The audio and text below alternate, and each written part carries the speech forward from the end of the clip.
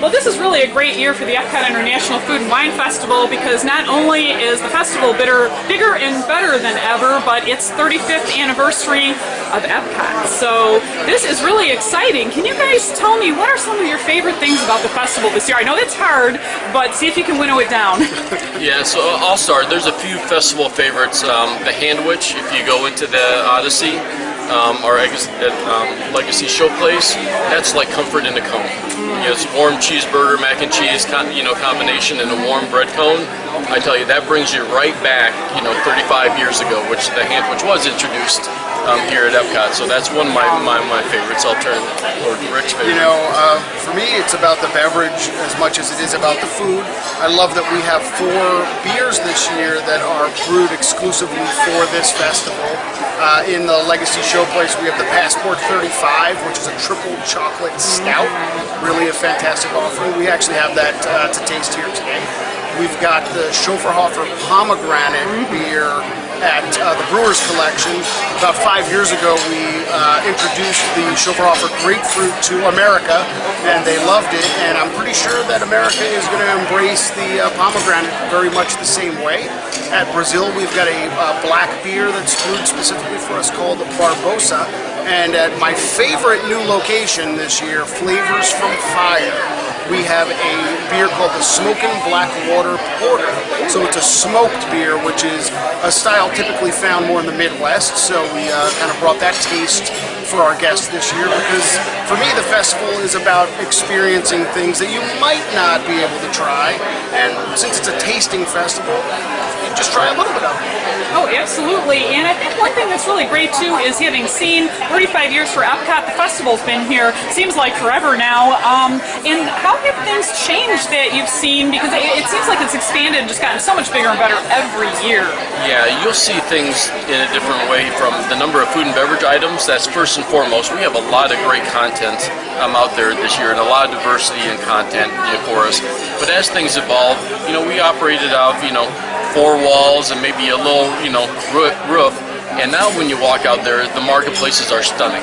I mean, they are actually gorgeous representation of the country, the state, the region, or the concept, the food concept itself is absolutely spectacular. And that helps immerse our guests into the theme that we're trying to portray. Only like Disney can do. Oh, absolutely. I really love how it's such a family-friendly festival. Yes. And we do, fortunately, as the general manager and the proprietor of festivals, we get to wear a lot of hats. And merchandise is something that's very important to the festival as well. Yes. We can see that you love the merchandise. And, yes. It's the offerings this year are absolutely amazing and diverse. So many great things and new things for our guests to come out and see. But my favorite offering is the hide and squeak scavenger hunt. Yes. And enhanced, increased this year, even bigger and better. It is the must-do item for my kids because we love to come out to the festival as guests as well, experience it as guests, and it really is something for everyone. It's amazing. A lot of adults love to do that as well. So, while there was this design for kids, we probably have just as many of adults going through the scavenger hunt as well. So it's a fun activity. Yeah, I'll confess that.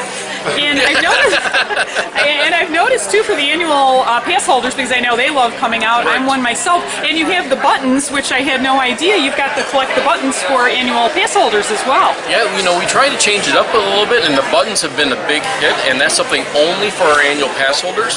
Not only do you get an exclusive one about every 30 days throughout the festival, so we have 3 different buttons, so which you get a larger one that is only exclusive to our annual pass holders. In our 8 areas in the culinary corridor in Future World, you can get a special button for each item, and that's just with the gift for purchase, and that's been real fun. You can really people can show how proud they are to be an annual pass holder, and we love that as well because we can say, welcome back, thank you for returning, we appreciate it. Oh, absolutely. It's a great area. The culinary corridor is my favorite part of the park this year because there's so many different things menu-wise that you can do. The new Coastal Eats is probably one of my favorite locations. Got the shrimp scampi dip, the crab cake, just fantastic menu items. And then when you get to the very end, you come to Flavors from Fire, where the menu was awesome, but also the Light Lab. If you've been in the Light Lab, it's such a fun location. Air conditioned, so that's awesome, right? You know, in this time of year, but also the offerings are incredible, and it's all about how light interacts with these items. And we've got a fantastic Blue Spectrum drink, and then the two non-alcoholic offerings, and of course the Glow Nut, if you've seen that. So who doesn't love a big donut? Oh yeah, it's so much fun. Well, thank you so much for that overview. I know this is my second time already at the festival this year. You can't come too much. Well, thank you. Welcome back, and we appreciate it. I hope you have a great time out there on the 3rd and 4th visits as well. Absolutely. Come often. Come see it. Yes. Thank you. Thank you. All right.